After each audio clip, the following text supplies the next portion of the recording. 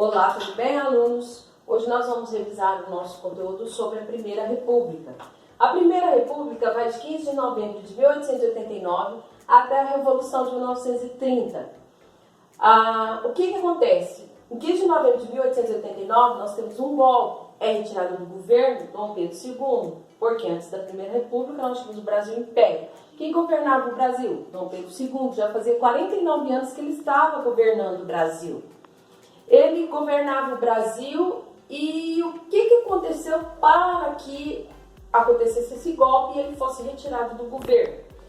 Ele perdeu as suas bases políticas. Primeiro foi a questão econômica.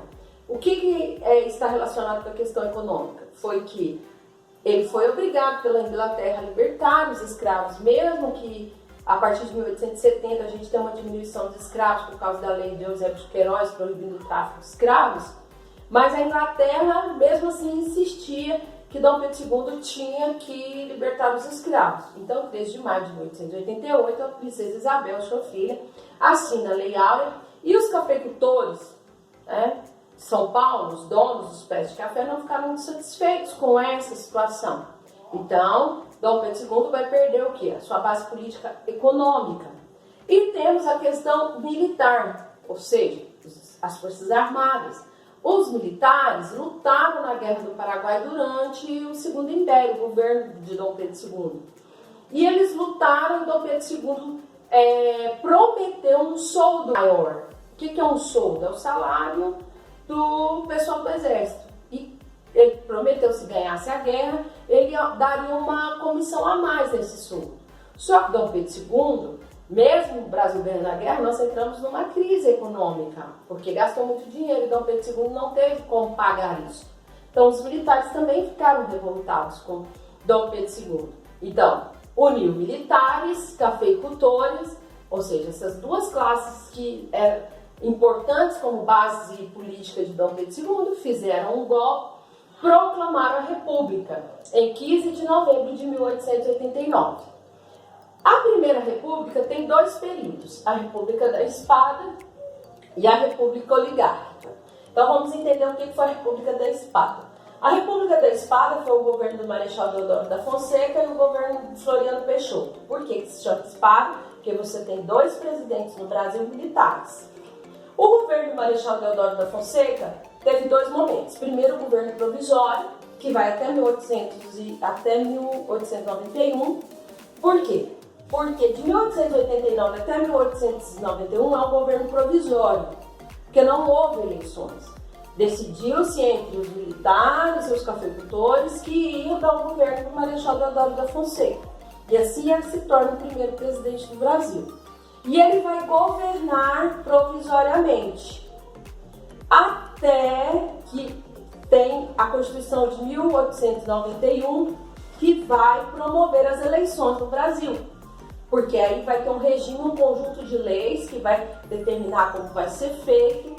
E aí ele passa a governar o Brasil de uma forma eleita, certo?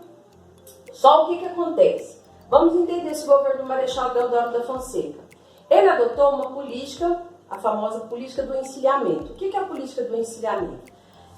Rui Barbosa, seu ministro da Economia, decidiu incentivar a industrialização no Brasil e emprestar dinheiro brasileiro, para quem quisesse montar uma indústria. Muitas pessoas pegaram o dinheiro, só que em vez de investir em fazer a indústria, porque isso era um dinheiro emprestado, tinha que devolver para o governo, o que as pessoas começaram a fazer? Especular na bolsa. E na hora de devolver o dinheiro, não devolveram. Então, o Brasil entra numa crise econômica. E o Marechal Deodoro da Fonseca se vê na necessidade, está sendo forçado ao quê? A chamar o Congresso Nacional para ter leis no Brasil. Porque já não valia mais aquela Constituição lá do Império de 1824. Porque nós não tínhamos mais o imperador, o rei. E aí o que acontece? O Congresso Nacional vai começar a se reunir em 1890 e é promulgado essa Constituição em 1891. O que essa Constituição descreve? Primeiro, o regime do Brasil vai ser presidencialista. Então, teremos presidentes a partir daí. As os poderes instituídos, poder legislativo, poder executivo e judiciário. Então, acabou o poder moderador. As províncias, né, elas vão passar a ser chamadas Estado. E esses estados poderão escolher o governador através de eleições. Não é mais como na época do Brasil Império, que era chamado de província, e quem determinava o governador da província era Dom Pedro II. Então, a partir de agora, teria eleições. O voto é universal, mas com algumas ressalvas. Primeiro, o voto seria aberto e só pessoas acima de 21 anos que poderiam votar e que tivesse uma certa renda e que não fosse militar. Certo? Os cafeicultores estão garantindo o seu poder. E também separou o Estado da Igreja. Então, a partir de agora, não tem mais essa exigência, como na Constituição de 1824, que o Brasil ia ter apenas uma igreja, a Igreja Católica Apostólica Romana. Isso foi separado.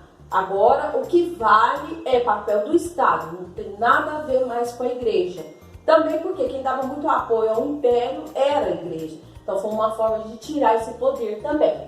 Ok, e o Marechal Deodoro da Fonseca, ele vai conseguir governar mais 9 meses após a Constituição de 1891. Por quê?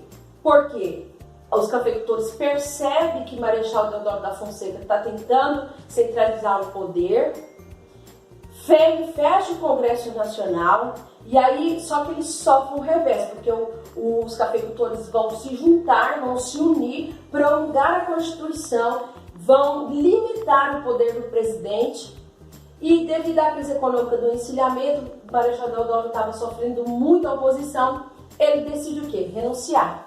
Quem vem governar o Brasil? Floriano Peixoto. Porque Floriano Peixoto ele foi eleito vice-presidente, porque nós tínhamos eleição para presidente e para vice-presidente. Floriano Peixoto, então, foi eleito vice-presidente nas eleições de 1891 e ele vai governar até 1904. O que acontece? Floriano Peixoto, continuamos na crise econômica, mas Floriano Peixoto continuou governando o Brasil nessa crise econômica. Ele vai sofrer 2 movimentos de revolta, que é a revolta da Segunda Armada, é quando a Marinha se une contra Floriano Peixoto, e também a Revolução Federalista lá no Sul, porque a Revolução Federalista está apoiando os cafeicultores, essa república, ou seja, um presidente eleito, toda essa questão que a gente tem de noção de república. Mas Floriano Peixoto, ele acaba com esses movimentos de uma forma bem autoritária, mas mesmo assim ele continua no governo, ele não renuncia como Marechal Deodoro da Fonseca. Mas em 1904, os cafeicultores conseguem então eleger o primeiro presidente civil do Brasil, uma república oligárquica, Campos Salles, certo? E nós temos o fim da República da Espada. Como curiosidade, certo? Quando Floriano Peixoto vai sofrer a Revolução Federalista, o que ele faz? Uma das cidades que vai contra Floriano Peixoto é a cidade de Desterro, que hoje se chama Florianópolis.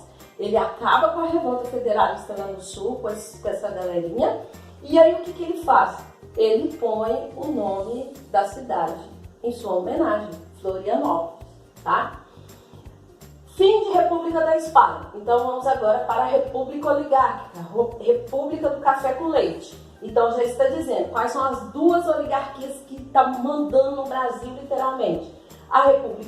As oligarquias do café, que é de São Paulo, e a de Minas, que é a do leite. Então quando a gente fala de república oligárquica, é quando você tem um grupo que vai tentar de todas as formas achar todas as maneiras para governar. É o famoso engendramento do poder. E é isso que essas oligarquias vão fazer, garantir-se no poder de 1904 até 1930. Então, ou seja, você tem no Brasil um presidente, ora de São Paulo, ora representante de Minas. Então, de 4 em 4 anos que nós tínhamos eleições, era feito as eleições e essas eleições se garantiu o resultado para que se elegesse ou um presidente de São Paulo, representante de São Paulo, ou um presidente representante de Minas Gerais, que eram as 2 oligarquias que mandavam no Brasil. Características clássicas dessa república oligárquica. O coronelismo, o coronel era aquele, com seus jargões, que garantia que os resultados das eleições iam dar certo, tá? Porque eles obrigavam as pessoas que podiam votar, que não eram todas no Brasil, eles obrigavam o quê? Essas pessoas a votarem, porque o voto era aberto, por isso que a gente chamava voto de cabresto. Era uma das políticas que eram usadas para garantir esse resultado. O voto de cabresto, então, as pessoas, elas às vezes chegavam, né, os jagunços dos coronéis e votar junto com a pessoa para ver se ela realmente votou em quem era necessário.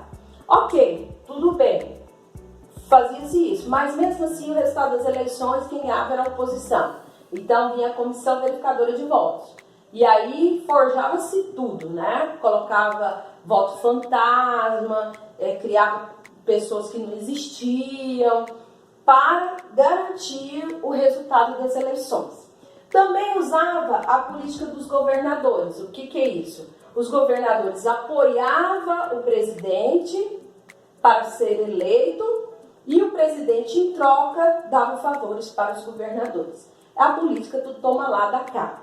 E ficou assim até 1930, quando outras oligarquias, não gostando desse engendramento, só ora São Paulo, ora Minas, e também porque a oligarquia de São Paulo, o que ela faz? Ela quer as eleições de 1930, né, e ela faz todo um processo para isso, mas é um representante de Minas que era para ser eleito. Então quebra esse pacto, o pessoal da oligarquia de São Paulo.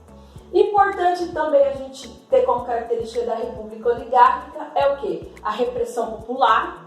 Então, a repressão popular é caracterizada por esses movimentos: Canudos, Revolta da Vacina, Revolta da Chibata Contestado.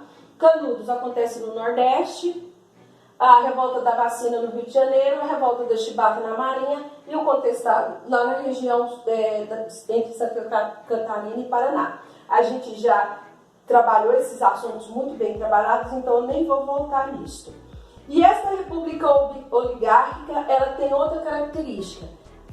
Como vai favorecer só uma oligarquia, então a federação está voltada toda para favorecer essa oligarquia, que é a oligarquia do café, assinando até um convênio, o convênio de Taubaté, que faz o Estado brasileiro pegar o dinheiro dos impostos e comprar café para manter o preço manter o preço desse café, porque está todo mundo plantando café, está sobrando café, e se tiver muito café no mercado, deixa o preço abaixa.